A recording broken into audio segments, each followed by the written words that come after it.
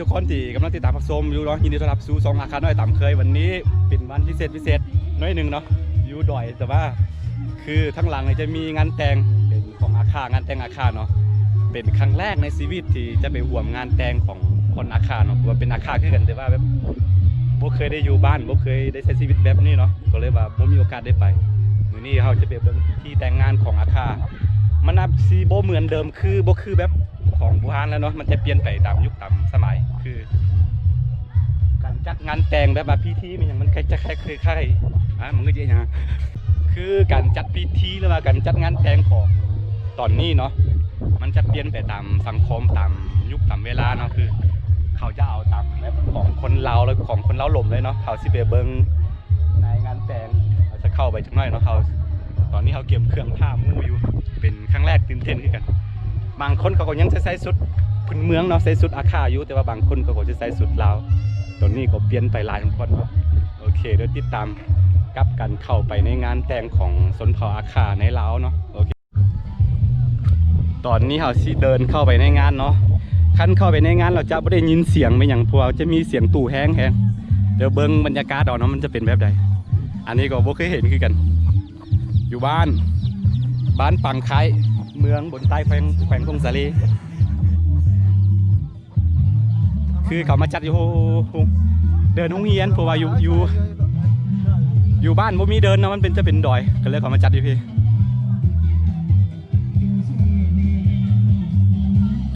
มีได้เพื่อนอันนี้เป็นเพื่อนเทสมัยเฮียนน้ำกันอยู่ม.1เนาะได้มาเห็นกันอีกในรอบ5 ปี5 ปีแล้ว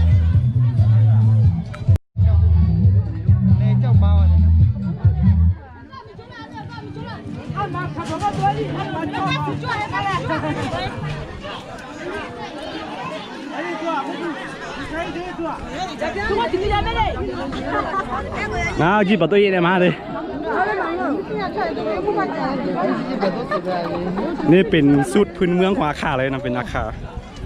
สวยงาม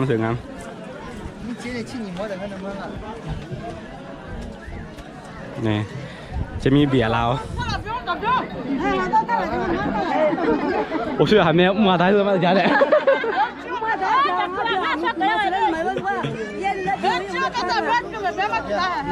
คือเคยจำบ่เคยจำหน้าเขาได้น้องแบบบ่เคยเห็นหน้ากันโดนละเป็น9 ปี 10 ปีแต่ว่าเขายังจำได้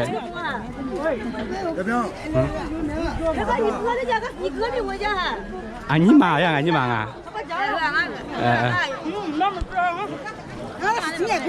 นี่คือเจ้าสาว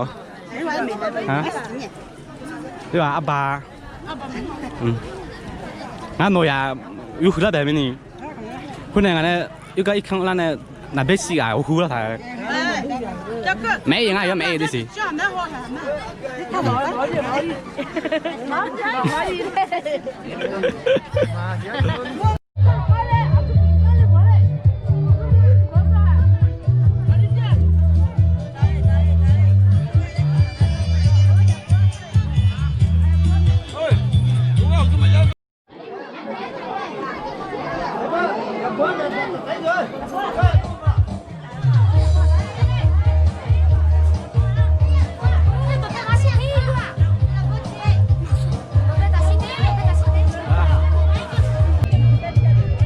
จะมีคนต่างประเทศเขามาเบิ่งน้ำเนาะ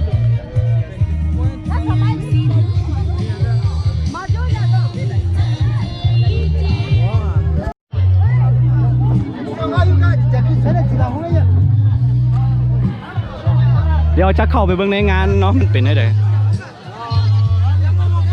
จะไปเบิ่งสาวๆก่อนสาวๆอาคา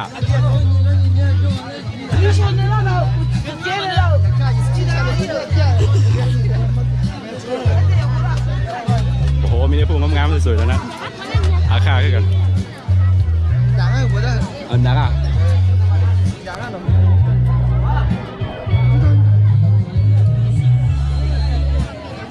โอ้อันนี้ก็สวยนะ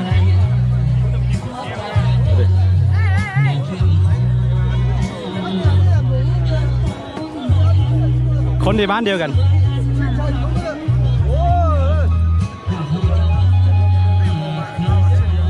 อาซาอยู่เด้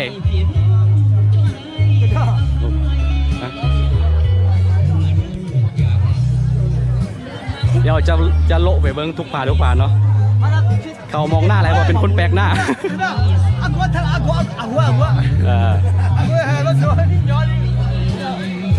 ถ้าหรือมั้ย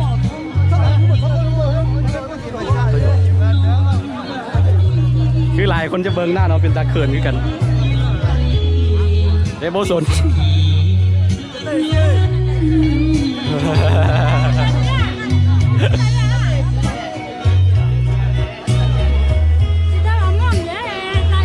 我操有的，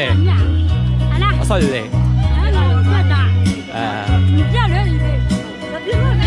哎呀，买米布的，米布500万嘞，米布500买，米布啊，他们那闹热啊嘞，哎呀哎呀，那是原来那边那可以啦，干嘛哎干嘛，提前别的，啊，你干嘛就的？看了一号，俺他妈开个是不他妈就没了，是吧？人家个警察在这边，อะไรเดี๋ยวสิได้ตัว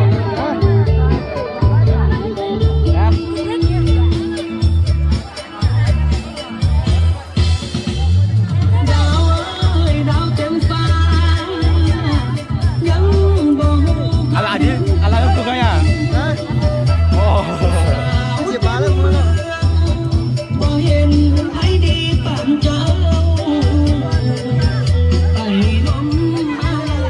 เดี๋ยวสิไปเบิ่งโต๊ะผู้สาว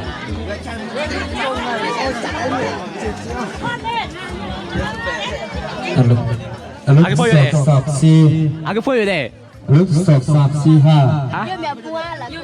ยังพูด ลึกสอบสี่ห้า6 7 8 9 10ทดลองลึกสอบ4 3 3 2 1 10ทดลองการศึกษาดีบรรดาประธานนะที่มาจากไก่เนื้อนะมาจากพี่ไม่น้อยพี่ชายนะกรรมกรได้คาบ3โลกต่างๆทุกเสียงทุกคะแนนกันนะที่ได้เข้ามาในงานสุขสันต์วันวิวาห์ในมื้อนี้ ผู้ช่วยอ่ะ การละหอบเชิญจะขอเชิญผู้ที่น้องๆเข้ามาทางในผ่านที่นักเข้ามาไว้เดี๋ยวนั่งทางหน้าผู้มาทราบเดี๋ยวนั่งคุณกลางหลังพ้นประมาณนั้นนะแต่ถ้าเป็นอย่างนั้นให้มาทราบเรื่องแต่พี่น้องใครนะเดี๋ยวคือเสียงมาทราบแต่ยังหอบพูดกันเดี๋ยว วันนี้เพื่อประธานมาเสร็จแล้วนี้อันนั้นมันจะอันนี้โซ่มันเจอเดี๋ยวจะได้ฮะจะมีผลงานเพลงไทยได้ไหมผลงานบ้านเพื่อนนะอันนี้ก็สมัครสักดิ์สมัครสักดิ์สักดิ์ไปมีเพลงลาวเพลงไทยเพลงอาหารไปนั่งกันแสดงนะเป็นงานยิ่งใหญ่ยิ่งใหญ่ไปมาเที่ยวนะที่นี่ก็เดี๋ยวไอ้ยะsao để sao để ấy nó làm bữa liền rồi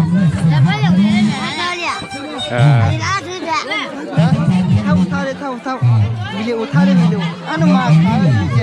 그래서 뭐 그지 아는 막 가면 하지만 아이 누구야 잠만 쥐어삐랑 คือตอนนี้นางน้ำไอ้สุนัขอะซื้อเซิร์ชเนาะมาได้ลงกระบางมันบ่เป็นใกล้ของฝรั่งเศสเคยไปเรียนภาษาฝรั่งเศสหรือเปล่าจักปีไปอยู่3 ปีดีแล้ว야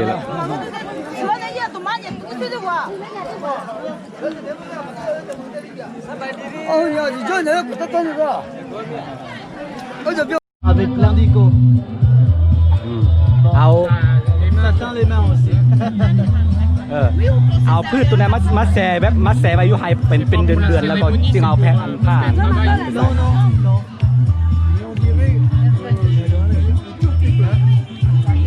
บูว่าคนฝรั่งเศสก่อนมีขาดองก่อนคนฝรั่งเศสเลยเขาบ่มีขาดองบ่มีขาดองแล้วไม่ได้ถ้าสมมติเขาเห็ดดองแล้วเขาเห็ดดองแล้วเขาไปจ่ายในค่าดองมันแพงค่าดองอ๋อคือโยนกันเลยเขาก็โยนกันไปข้ามาบ่มักบ่ฮักกันแล้วคือคนอาคาก็มีความเสื่อแบบคาดองนะแบบคนโบราณก็บอกแบบคนเฒ่าคนแก่ก็บอกว่าห้ามเอาตาซิงกันไปสั่งกัน แบบไปสั่งเงินขาดองของลูกกันนั้นบ่ดีชีวิตต้องแลกด้วยชีวิตนะแบบในสังคมหนึ่งมันจะมีคนทุกข์คนยากเนาะแบบมีคนทุกข์เลยคนห่างได้นะเดี๋ยวลูกไอ้นี่เป็นคนห่างที่นะเดี๋ยวลูกน้องเป็นคนจนที่นะเดี๋ยวลูกน้องนี่จะไปเอาลูกของไอ้นี่บ่ได้มึงบ่ท่านไม่เอาขาดองแพงนะก็เลยบ่ให้มีขาดองเป็นสังคมแลกเปลี่ยนกันแล้วนะ คล้ายๆกับยวนยูนั่นยูอินเดีย อินเดียแต่ว่าอินเดียมันจะต่างนึงคือใครยิงเขาจะไปขอไปซ้าย แต่มันเขาเลือกกันแบ่งสันเลย นั่นแหละแม่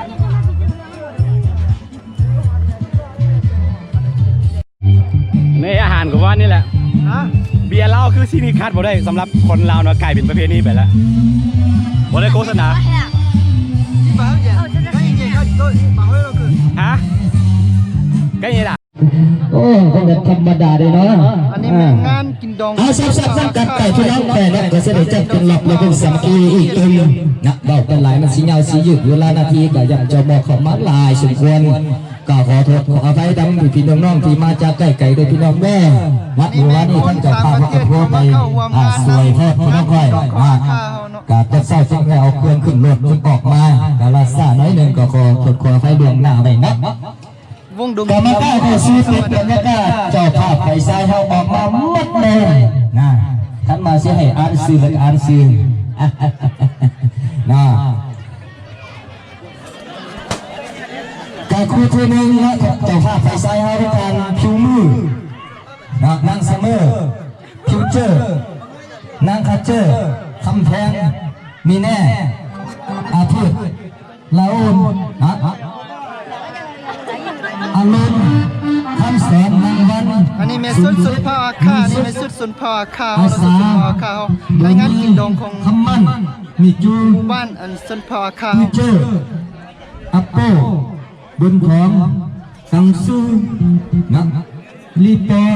มีแน่เตเจ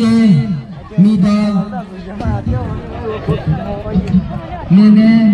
มีโป้มีหลายโป้แน่เนาะทั้งหมดมีแต่สองโป้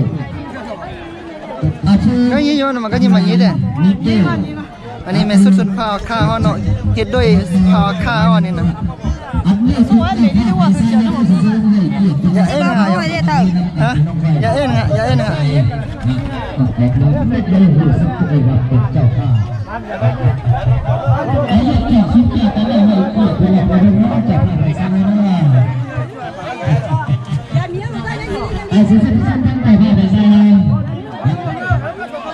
อายุจักสุดจักอะไรให้เกียรติ